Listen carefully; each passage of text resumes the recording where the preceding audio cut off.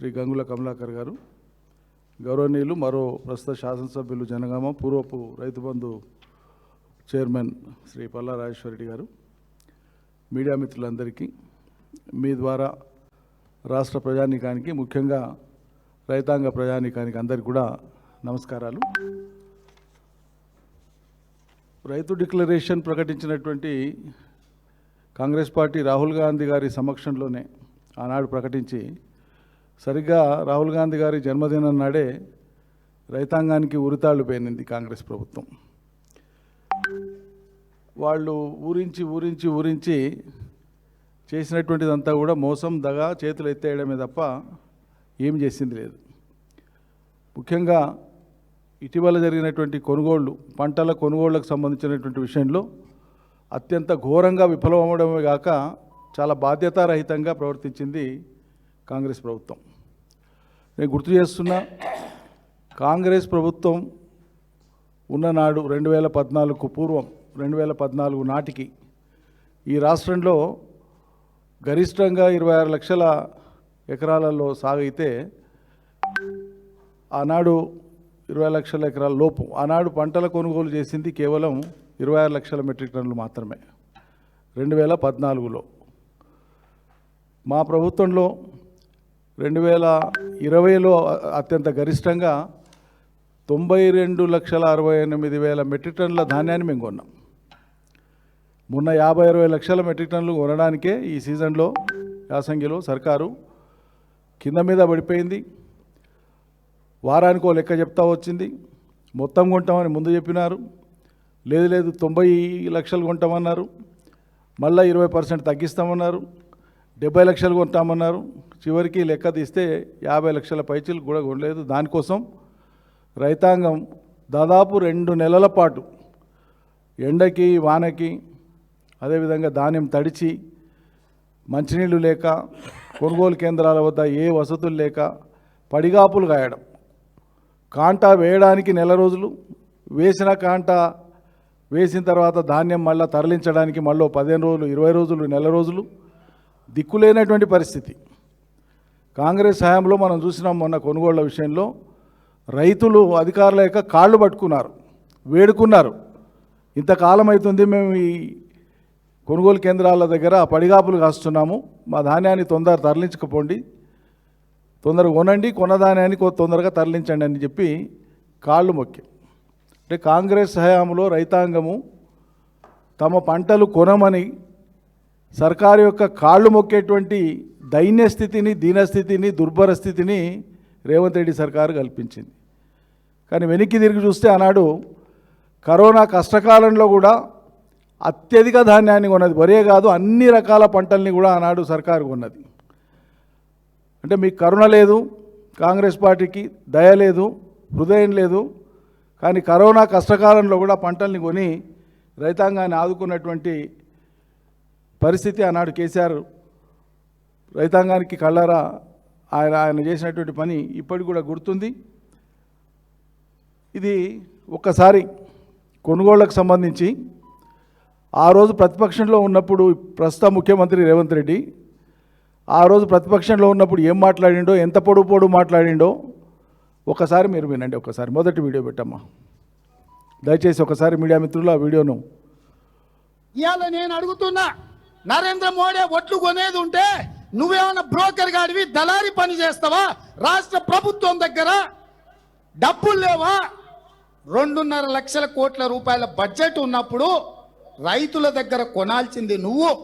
ఇక్కడున్న పేదలు, ఇక్కడున్న రైతులు, ఇక్కడున్న యువకులు, ఇక్కడున్న మహిళలు, ఇక్కడున్న దళితులు, గిరిజనులు, బలహీన వర్గాల బిడ్డలు నీకు ఓటేసి నిన్ను ముఖ్యమంత్రిని చేస్తే నువ్వు కొనకుండా మోడీ కొనాలి, బోడిగాడు కొనాలి అని మోకాలకు బోడిగుండుకు లింకు పెట్టి మాట్లాడుతుండే రాష్ట్ర ముఖ్యమంత్రి.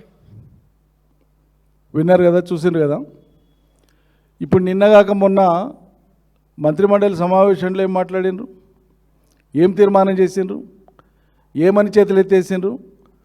కేంద్రం కొనే కాడికి, కేంద్రం చెప్పే కాడికి తప్ప మేమేమి కొనలేము, మా వల్ల కాదు అని చేతులు ఎత్తేసిండ్రు. ఇప్పుడు ఆయన రేవంత్ రెడ్డి మాట్లాడిన మాటలన్నీ కూడా మా నోటి నుంచి మేము మాట్లాడము, మాకు సంస్కారం కాదు, ఆ మాటలన్నీ పదంతలా నీకే వర్తిస్తాయి కదా, అలా నీ ప్రభుత్వానికి నీకే వ్యక్తిగతంగా వర్తిస్తాయి కదా నువ్వు మాట్లాడిన మాటలు. రాష్ట్ర రైతాంగం అంతా కూడా ఇప్పుడు నిన్ను అదే అంటారు కదా, ఆనాడు ఇంతింత పొడుగు మాట్లాడినావు కదా, మోడీ కొనకపోతే మరి ఇంత బడ్జెట్ పెట్టుకొని ఎందుకు కొంటలేమన్నావు కదా.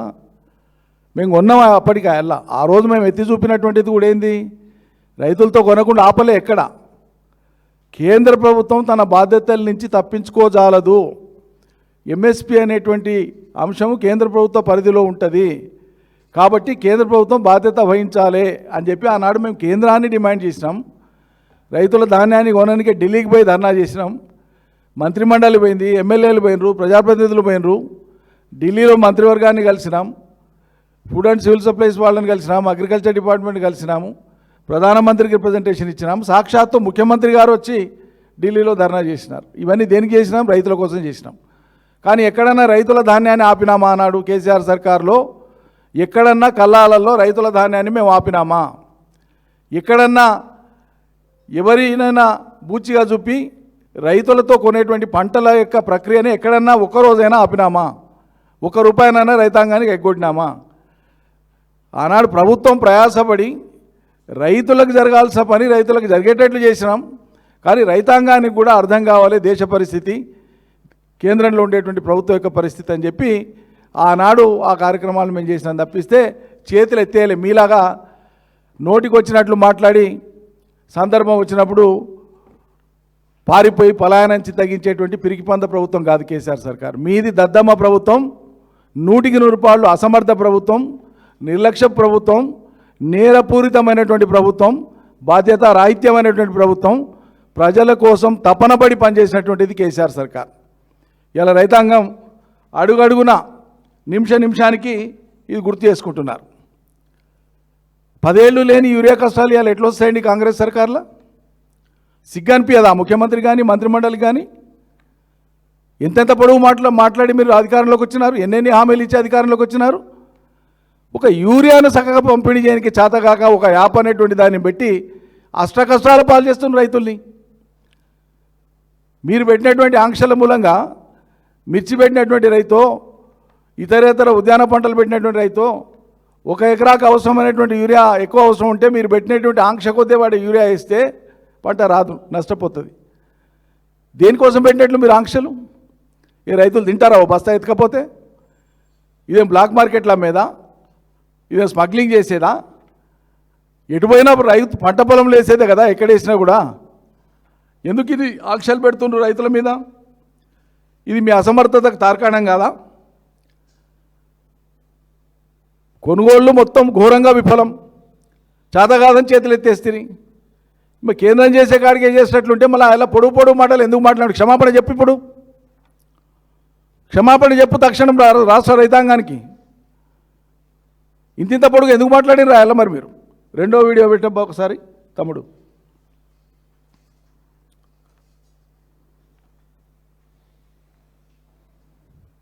ఒట్లు కొననప్పుడు నీకు గద్దె మీద ఉండే అధికారం లేదు కేసీఆర్. నేను ఈ వేదిక మీద నుంచి మా పెద్దల అనుమతితో చెప్తున్నా, 10,000 కోట్ల రూపాయలు మాకి, మా కాంగ్రెస్ పార్టీ చివరి గింజ వరకు వరి ధాన్యం కొంటుంది, విదేశాలకు ఎగుమతి చేసి రైతులకు గిట్టుబాటు ధర, మంచి ధర 1960 రూపాయలే కాదు 500 రూపాయల అదనపు బోనస్. ఛత్తీస్గఢ్లో ఎట్లయితే మా భూపేష్ బఘేల్ ముఖ్యమంత్రి ఇస్తుండో 500 రూపాయల అదనంగా బోనస్ ఇస్తాం.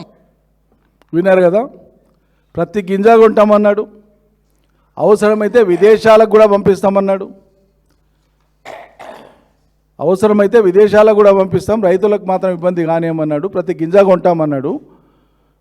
ఆ రోజు ఇబ్బంది లేకున్నా ఇబ్బంది ఉన్నట్లు చిత్రీకరించి కేసీఆర్ దిగిపో అని మాట్లాడిండు.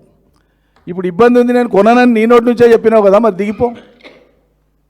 సిగ్గుశరం ఉంటే దిగిపోవాలి, మానాభిమానం ఉంటే దిగిపోవాలి, మాట కట్టుబడేటువంటి తత్వం ఏమంటే దిగిపోవాలి.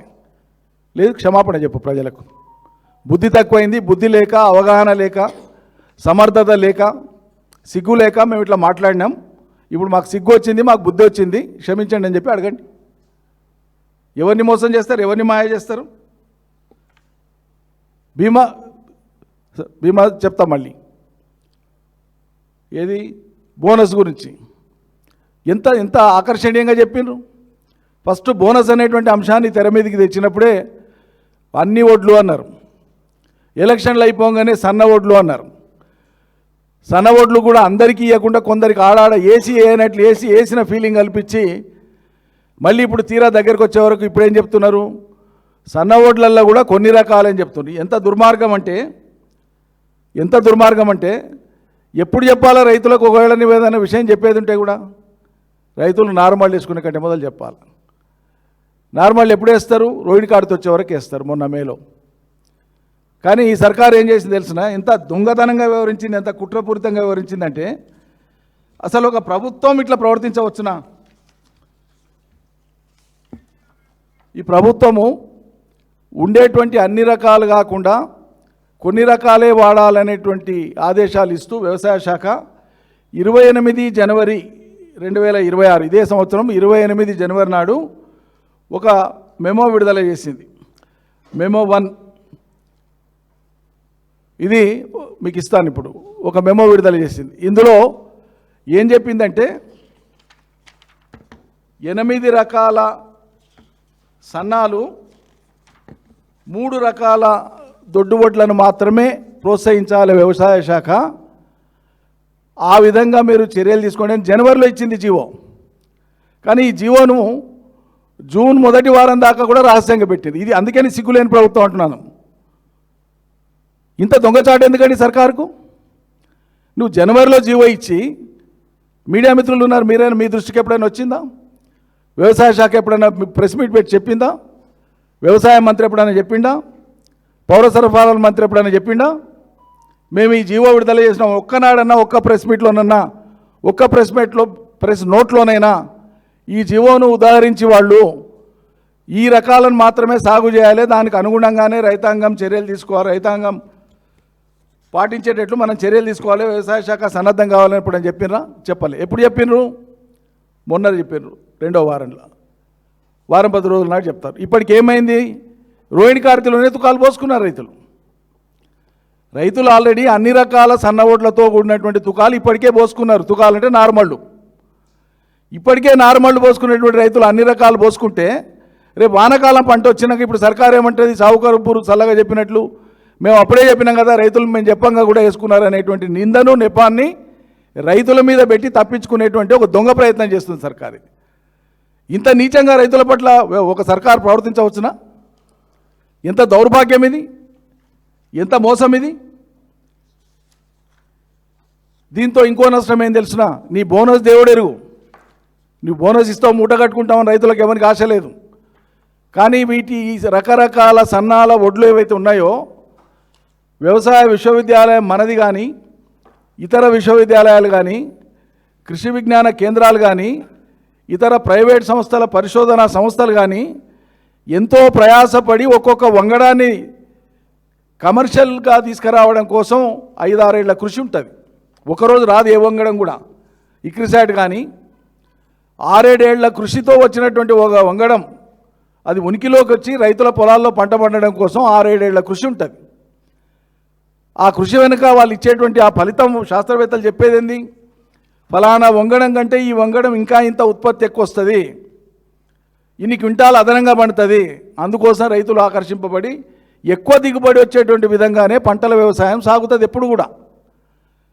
ఒకప్పుడు వెనకడికి 5-6 క్వింటాలు వస్తే పెద్ద పంట వరి, ఒక 60-70 ఏళ్ల క్రితం. కానీ ఇవాళ 40-50 క్వింటాల దాకా వరిని పండించేటువంటి రకాలు వచ్చినాయి, దిగుబడులు వచ్చినాయి. ఈరోజు రైతాంగాన్ని నువ్వు ఈ వడ్లన్నీ వేయొద్దు అంటే సారాంశంలో ఏం జరుగుతుంది? నువ్వు చెప్పినటువంటి జీవోలో ఇచ్చింది 8 రకాలు, 3 రకాలు దొడ్డొడ్లు. ఇప్పుడు దొడ్లొడ్లు లేవు, 8 రకాల సన్నాల జాగాలో మళ్ళీ 7 రకాలు, 6 రకాలు 7 రకాలు చేసినారు, 7 రకాలు. దీంతో ఏం జరుగుతుంది పర్యవసానం? ఒక్క ఎకరా మీద ఈ సన్నాలు సాగు చేసినటువంటి రైతుకు వీళ్ళు చెప్పేటువంటి వరి వేస్తే, రైతులు కోరుకున్న వరి కాక ప్రభుత్వం చెప్పిందే వేస్తే 1 ఎకరా మీద ఒక్క రైతుకు 10 క్వింటాల ధాన్యం తక్కువ వస్తుంది. నేను అధికారికంగా చెప్తున్న మాట, అథెంటిసిటీతో చెప్తున్నా, వ్యవసాయ శాస్త్రవేత్తలతో మాట్లాడి చెప్తున్న మాట. నేను 1 ఎకరా మీద 10 క్వింటాలు సగటున తక్కువ వస్తుంది రైతుకు. నీవిచ్చే బోడిలింగం ఆ బోనస్ ఇస్తబోయో తెలియనటువంటి బోనస్ కోసం ఇలా రైతుల్ని గోసపెడతావా? ఒక్కొక్క ఎకరా మీద 10 క్వింటాలు నష్టపోవాలన్నా రైతులు? రైతాంగం తిరుగుబాటు చేసి సర్కారు యొక్క మెడ ఉంచాలి, లేదంటే సర్కారును దింపేటువంటి విధంగా రాష్ట్ర రైతాంగం అంతా కూడా ఏకం కావాలని చెప్పి నేను విజ్ఞప్తి చేస్తాను. ఇంత ఘరానా మోసం చేస్తుందా? నమ్మి ఆశపడి ఓట్లేసినటువంటి రైతాంగాన్ని నిలువునా ముంచింది ఇలా రాష్ట్ర కాంగ్రెస్ సర్కార్. రుణమాఫీ చెప్పి చేతులు ఎత్తేసింది, రైతు భరోసా చెప్పి చేతులు ఎత్తేసింది. ఒక్క రైతు భరోసా వాళ్ళు చెప్పినటువంటి లెక్క ప్రకారంగానే రైతు బంధు వాళ్ళు ఇప్పుడు బాకీ పడ్డటువంటిది ఇస్తామని చెప్పి బాకీ పడినటువంటి రైతు బంధు ఈ 5 విడతలు కలిపి వాళ్ళు ఇచ్చినటువంటి స్టేట్మెంట్లో ఉంది. ఈ స్టేట్మెంట్ కూడా మీకు ఇస్తాను. ఇప్పుడు 29,358 కోట్లు, 29,358 కోట్లు ఈ 5 సీజన్లు కలిపి బాకీ పడినటువంటిది రాష్ట్ర సర్కార్. సిగ్గు ఎగ్గుంటే మాట్లాడండి. ఈ మాట మీద ఎందుకు మాట్లాడతలేరు? ఎందుకు ఎగ్గొట్టినో కారణాలు చెప్పండి. ఎగ్గొట్టిన మాట వాస్తవం కాదా? ఇక ఈ సింగారానికంట సభ పెడతారట. రైతు భరోసా ఇచ్చే ముందు సభ పెడతాం, రాష్ట్ర రైతాంగానికి అన్నీ వివరిస్తామంటున్నాడు. ఏం వివరిస్తావు?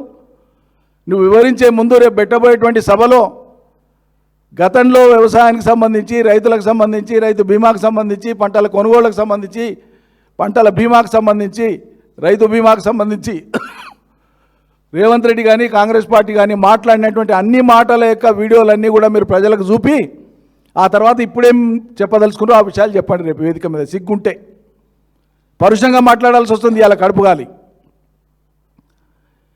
డిక్లరేషన్ మీరే ఇస్తారు, ప్రజలు అడగనటువంటిది ఉల్టా చేసేసి మొత్తానికి మొత్తం ఉల్టా చేసేసి ఇష్టం వచ్చినటువంటి విధంగా మీరే మాట్లాడతారు ఈరోజు. ఇది ఎట్లా సబబు అయిపోతుంది? ఉన్నటువంటి కరెంటును చక్కగా ఏనిగా చేత కదా. ఎన్నిసార్లు చెప్పినాం ఈ మాట? ఇలా ఆల్రెడీ నార్మల్ పోసుకున్న రైతులు అస్తవ్యస్తమైనటువంటి కరెంటుతోనే నార్మల్ ఎండిపోతున్నాయి. గత సంవత్సరం ఈ పాటికి కృష్ణా గోదావరి నదులలో పుష్కలంగా నీళ్ళు వచ్చిండే. మరి కరువు ఛాయలు అలుముకుంటున్నాయని శాస్త్రవేత్తలు చెప్తున్నారు, ఎల్నినో అంటున్నారు, రకరకాలుగా ప్రచారంలో ఉంది. ఏమవుతుందో తెలియదు. అందుకే ముందు చూపుతోన కృష్ణా గోదావరిలలో ఉండేటువంటి నీళ్లను ఒడిసిపట్టుకోవడం ద్వారా తెలంగాణ నేల శాశ్వతంగా కరువును జయించవచ్చు అనేటువంటి చాలా చాలా ముందు చూపుతో కేసీఆర్ గారు ఒక కాళేశ్వరానికి రూపకల్పన చేసి పూర్తి చేసినారు.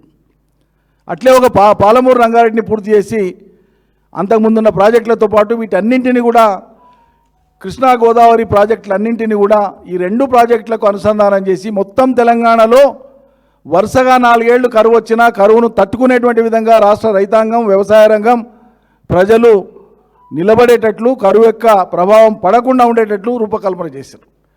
మీ చాతగాంతనానికి, మీ అశ్రద్ధకు, మీ అవివేకానికి, మీకు సమగ్రమైన అవగాహన లేనితనానికి ఇలా కాళేశ్వరాన్ని చేతిలో అందుబాటులో ఉండేటువంటి ప్రాజెక్టును ప్రజలకు ఉపయోగంలో లేకుండా చేస్తున్నారు. కేవలం కక్షతో, ఈర్ష్యతో ఆ ప్రాజెక్టు యొక్క నీళ్లను సమృద్ధిగా వదిలి కాపాడుకునేటువంటి పరిస్థితి ఉన్నా 2 ఏళ్ళు దాన్ని నీళ్ళు వదలకపోతుంది. ప్రజల నుంచి ఒత్తిడి వచ్చినాక ఈ మధ్యలో వదిలేదు. దాన్ని కూడా సంపూర్ణంగా వినియోగం తెలియదు. అదేవిధంగా పాలమూరు రంగారెడ్డి 90% పూర్తి అయినటువంటి దాన్ని మీరు పూర్తి చేయకుండా అట్లే పెట్టినారు. అదే కనుక పూర్తి అయ్యి ఉంటే 10% పనులే కనుక మీరు వచ్చిన 2.5 ఏళ్లలో కంప్లీట్ చేసి ఉంటే ఇప్పుడు ఒకవేళ నిజంగానే కరువు అంటూ వస్తే కూడా పాలమూరు, రంగారెడ్డి, నల్లగొండ కరువును జయించేది. మీ మూర్ఖత్వం వల్ల, మీ చాతగాంతనం వల్ల, మీ అవివేకం వల్ల, మీ ఈర్ష వల్ల, మీ కక్ష వల్ల ఇలా రైతాంగం నష్టపోవాల్సిన దుస్థితి ఏర్పడ్డది. నీళ్లు పెట్టుకొని కట్టినటువంటి డ్యాములలోకి, కట్టినటువంటి ప్రాజెక్టులలోకి నీళ్లు ఒడిచిపెట్టుకునేటువంటి తెలివి లేకుండా ఈరోజు రాజకీయాల కోసం రైతాంగ ప్రయోజనాలను బలిపెట్టినటువంటి తొలి ప్రభుత్వం ఇది. వెనుకటికి ఆధునిక దేవాలయాలు కట్టినటువంటి నెహ్రూ గారిని ఇప్పటికీ అభినందిస్తాం మనం. ఒక బాగ్రానంగాల్, ఒక నాగార్జున సాగర్ లాంటి ప్రాజెక్టులను కట్టి ఆకలిని జయించడానికి కృషి చేసినటువంటి గొప్ప విజనరీ. కానీ ఆయన పార్టీకి వారసులైనటువంటి మీరు ఆయన రాజకీయాలను చూడలే. ఆ రోజు నెహ్రూ గారు రాజకీయాలను చూడలే. ప్రజా సంక్షేమాన్ని మాత్రమే చూసిండు. ఆత్మవిమర్శ చేసుకోవడంలో ప్రపంచంలోనే మేటి దిగ్గజం నెహ్రూ గారు అనేటువంటి పేరుంది. చిన్న పొరపాటు తన ప్రభుత్వం వల్ల జరిగినా బహిరంగంగా చెప్పుకున్నాడు. నేషనల్ హెరాల్డ్ అనేటువంటి పత్రికలో ఆత్మవిమర్శ రూపంలో రాసిండనేటువంటి వ్యాఖ్యానాలు మేధావులు చేస్తారు. అటువంటి పార్టీకి వారసులు, 5వ వారసుడు అయినటువంటి రాహుల్ గాంధీ ఆయన సమక్షంలో చేసినటువంటి రైతుల డిక్లరేషన్ బుట్టదాఖలవుతుంది. ఇలా ఏమాత్రం రైతుల ప్రయోజనం పట్టనటువంటి రేవంత్ రెడ్డి లాంటి వాళ్ళు, ఆయన ప్రభుత్వం ఇలా రైతుల యొక్క ప్రయోజనాలను బలిపెట్టి ప్రాజెక్టులన్నింటినీ కూడా పండబెట్టిస్తున్నారు. రైతులు అష్టకష్టాలు పడి పండించిన పంటలు, మీకు ఉపదనం ఏం లేదు. మీరు యాళ్ళ కరెంట్ ఇవ్వకపోయినా, తక్కువ కరెంట్ ఇచ్చినా, పెట్టుబడి సాయం ఆపేసినా, చేయకపోయినా, ఎగ్గొట్టినా, రుణమాఫీ సగం చేసి చేతులు దులుపుకున్నా, యూరియా కోసం బార్లు నెలలు జనాలు లైన్లలో నిలబడి అష్టకష్టాలు పడ్డా అంతిమంగా వాళ్ళు కష్టం చేసి వాళ్ళ కష్టానికి ఒక ఊరట, ఒక సాంత్వన, వాళ్ళు పండించిన పంటలో చూసుకొని ఆనందపడేటువంటి సమయంలో కొనుగోళ్లు లేకుండా దుఃఖపెట్టినటువంటి నీచ ప్రభుత్వం ఇది. రైతన్నలను అరిగోసపెట్టినటువంటి ప్రభుత్వం. తెలంగాణ ఎంత అద్భుతమైనటువంటి విషయం అది. తెలంగాణ నేల కరువును జయించడానికి పూనుకున్నటువంటి అద్భుతమైనటువంటి ప్రాజెక్టులను వినియోగంలోకి లేనటువంటి, వాడుకోలేనటువంటి అసమర్థ ప్రభుత్వం ఇది. రైతాంగాన్ని రాచి రంపాన పెడుతున్నటువంటి ప్రభుత్వం. ఈ ప్రభుత్వానికి ఇక కొనసాగేటువంటి నైతిక అర్హత లేదు. ఇక నైతికత మాకు వర్తించదు అనేటువంటి విధంగా వాళ్ళు ప్రవర్తిస్తే మేము చేయగలిగేది ఏం లేదు.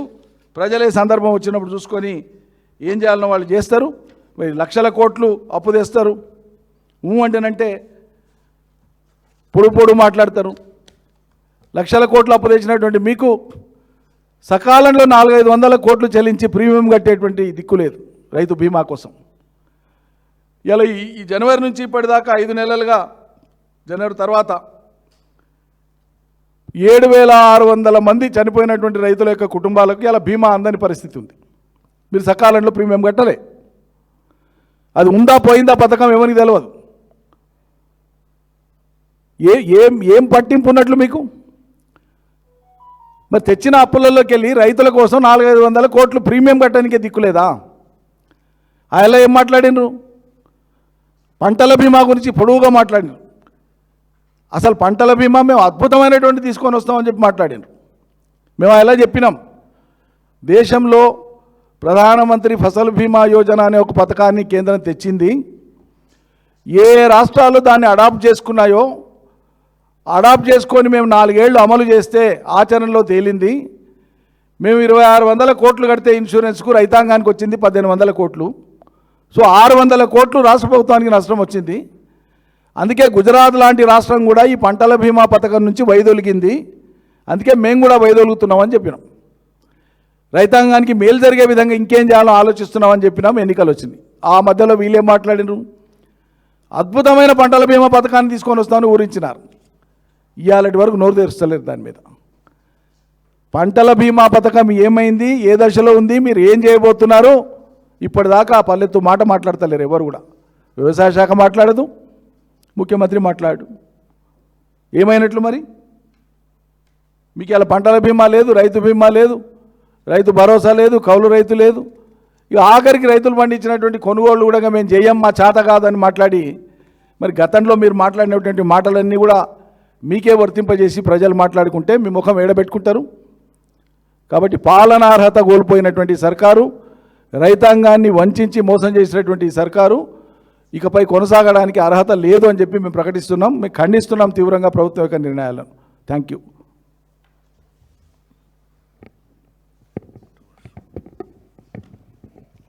పత్రికా సోదరులకు నమస్కారం.